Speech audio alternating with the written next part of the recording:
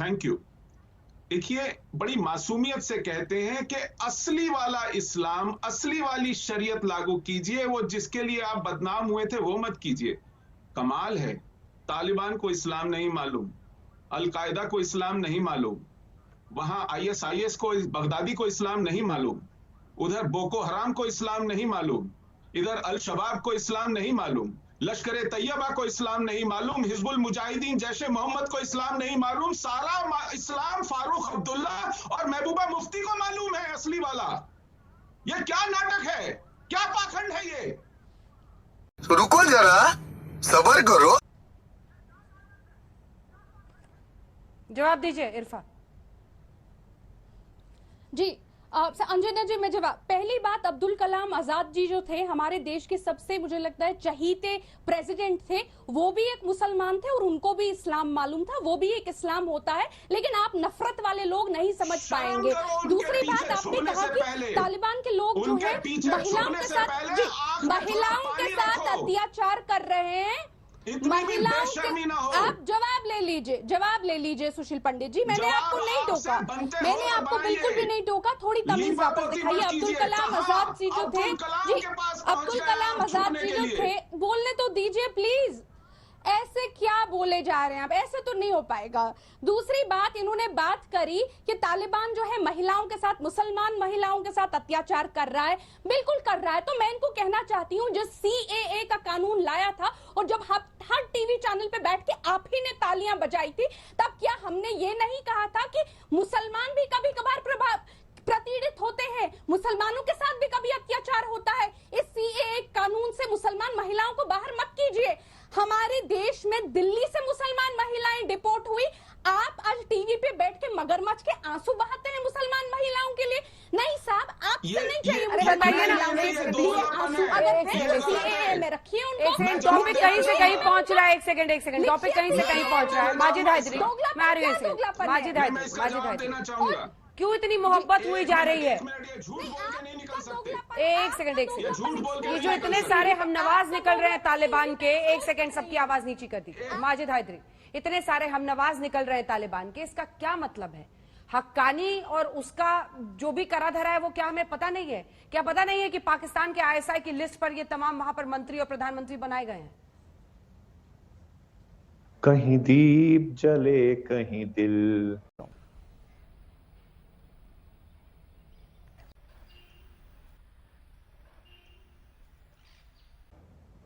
माननीय संबित पात्रा जी, कितनी विडंबना की बात है कि जब हमारे अखंड भारत के वासी तालिबान खुशी मना रहे हैं, हमें उनकी खुशी में खुश होना चाहिए, उनकी मदद करनी चाहिए, हम वही पुराना राग आराप रहे हैं, वही हम रोना रो रहे हैं कि वहां पे शरीयत का कानून आ रहा है, वहां इस्लामिक राष्ट्र आप ये अमेरिका जब आरएसएस क्यों आए हैं? देखिए संबित जी, आपने जब बोले, मैंने तो बात नहीं की, मुझे अपनी बात पूरी करने दीजिए। नहीं, मैं सजेशन दे रहा हूँ भाई मेरे, आपने ये अमेरिकन ड्रेस क्यों पहन लिया, यही पूछ रहा हूँ। गोल्डन टाई, डॉक्टर साहब, मैं अपने कपड़ों पर भी आऊंगा, आपके वस्तुओं पर भी आऊंगा, मुझे अपना पक्ष पूरा कपड़े पे नहीं, मैं नाराज हो जाएंगे तालिबानी भाई आपको इस ड्रेस में देखेंगे तो। गजब बेइज्जती है। नहीं सर, कोई बात नहीं। देखिए जब आरएसएस हिंदू राष्ट्र की बात करती है तो हमें कोई आपत्ति नहीं होती, लेकिन तालिबान ने वहां पे इस्लामिक राष्ट्र बना दिया तो प्रॉब्लम है। वैसे अंजना जी कहां से बोल, अफगानिस्तान में तो नहीं बैठे हैं कहीं ये? डॉक्टर साहब प्लीज थोड़ी सी तमीज थोड़ी सी तहजीब दिखा दें। लखनऊ के इलेक्शन आने वाले, प्यार से पूछ रहा हूं, अफगानिस्तान पे ये सीढ़ियां कहाँ की हैं? ये सीढ़ियां ऊपर अफगानिस्तान। ठीक है, एक बार संबित जी उनकी बात पूरी होने दीजिए। संबित जी बात पूरी होने दीजिए। माजिद हैदरी, चलिए माजिद हैदरी, आपको अफगानिस्तान में खुशी दिख रही है? समझ ही नहीं आ रहा है। भाग रहे हैं लोग, अपने बच्चों को, सैनिकों को महिलाएं दे रही है, आपको खुशी दिख रही है? अपनी ही महिलाएं जो विरोध कर रही थी पाकिस्तान के खिलाफ और पाकिस्तान की दखल अंदाजी के खिलाफ, उन पर गोलियां बरसाई। संबित पात्रा जी को दिख रही है। जी मैडम, यहाँ पर भी महिलाओं के खिलाफ बहुत कुछ होता है। दलित आपको इंडिया और अफगानिस्तान एक लग रहा है? उसका शव योगी सरकार ने डीजल से जलाया था, तालिबान ने किसी महिला का शव डीजल से नहीं जलाया। योगी सरकार और तालिबान एक लग रही है, कमाल की बात है। कमाल की बात है। आपको अगर इस देश में आपको लगता है कि इस देश के लोग आपके ऊपर इतना अत्याचार कर रहे हैं, इसीलिए मैं पूछ रहा हूं आप कहां बैठे हैं? कहीं अफगानिस्तान तो नहीं चले गए हैं कुछ दिन वहां गुजारने के लिए? आपको योगी सरकार और नहीं, मैं तो उत्तर प्रदेश की जनता को बोल रहा हूं, उत्तर प्रदेश की जनता आप सुनिए जरा, ये कांग्रेस के प्रवक्ता को सुनिए, ये कह रहे हैं योगी जी और बरादर और हक्कानी ये सब एक हैं। आप सोचिए जरा, ये तो इनकी सोच है की बात। आप मेरी बात भी सुनिए, मेरे यूपी के भाइयों, देखिए मैं आपको कह रहा हूं, जो दलित लड़की थी ना, जब उसका शव जलाया यूपी के भाइयों को संबोधित करिए। तालिबान ने किसी का नहीं जलाया, तालिबान ने वहां पे कोई नामकरण चेंज नहीं किया। तो आप तालिबान का राज लाने वाले हैं उत्तर प्रदेश में, आपको इच्छा है कि उत्तर प्रदेश में तालिबान का राज आए?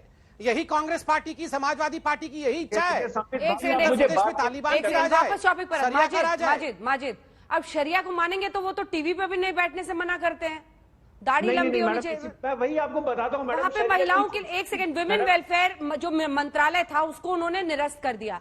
मजाक चल रहा है क्या? और आप उनके लिए ताली ठोक रहे हैं। कुछ आपको मैडम मैं आपको बताता हूँ शरीयत में कितने फायदे हैं, मैं आपको बताता हूँ। देखिए सऊदी अरब में शरीयत का कानून है, वहां पे कंपेयर टू अमेरिका 10 टाइम्स कम क्राइम होता है। अमेरिका में 10 गुना ज्यादा क्राइम होता है, सऊदी में कम क्राइम होता है, क्योंकि वहां पे शरीयत है। जब हमारे देश में सेकेंड वेव ऑफ कोविड आई, हम लोग यहाँ प्रमोट कर रहे हैं, सोचिए जरा अंजना जी, शरीयत वाले कानून इन लोगों को क्या प्रमोट हो रहा है। माजिद, महिलाओं के खेलने पर पाबंदी लग गई है, आप इस बात से खुश हैं? प्लीज, आप इस बात से खुश हैं? मैडम जब शरीयत का देश है ना, ड्राइवर घुसाए जा रहे हैं, एक सीधा सवाल का एक तो सीधा जवाब दीजिए। ऑक्सीजन मिला, योगी जी को ऑक्सीजन मिला, फिर आ गए आप योगी पे। अब बहुत जल्दी आप गाय पर भी आएंगे। ऑक्सीजन दे क्यों रहे हैं आप? कार्बन डाइऑक्साइड दीजिए ना। एक सेकंड, आपको किसने कहा है? आपको किसने कहा ऑक्सीजन कार्बन डाइऑक्साइड दीजिए? बुर्का और घूंघट वापस लाइए देश में, बुर्का घूंघट हिजाब लाइए देश में कृपया करके। कम से कम बलात्कार की जो केसेस है वो कम हो जाएंगे हमारी देश। आप हिजाब चाहते हैं देश में? माजिद जी, मैं हमेशा सोचती थी कि आपकी जो भी निजी सोच हो, लेकिन आप मतलब पढ़े लिखे इंसान हैं, लेकिन अब आप जिस तरह की बात कर रहे हैं, मुझे लगता है कि इस बहस में सिर्फ अंधेरा बिखेर रहे हैं। बहुत धन्यवाद आपका, बहुत धन्यवाद आपका सर। आवाज नीचे कीजिए। माजिद हायदरी, ये हिंदुस्तान है और यहाँ पर महिलाओं को जो आजादी है वो रहेगी हमेशा, और ये बुर्का जिसको पहनना है वो पहने, समझे? इसको थोपने की कोई हिमाकत ना करे इस देश में। शांति से बैठिए, अब हो गया आपका जितना बोलना था, आपका ज्ञान देख लिया हमने, पूरा उसका देख लिया सरकमफरेंस। पता नहीं कहां कौन से भंवर में जीते हैं आप। इतने तेजस्वी लोग हैं हमारे पास, कितने शानदार विचार रखते हैं।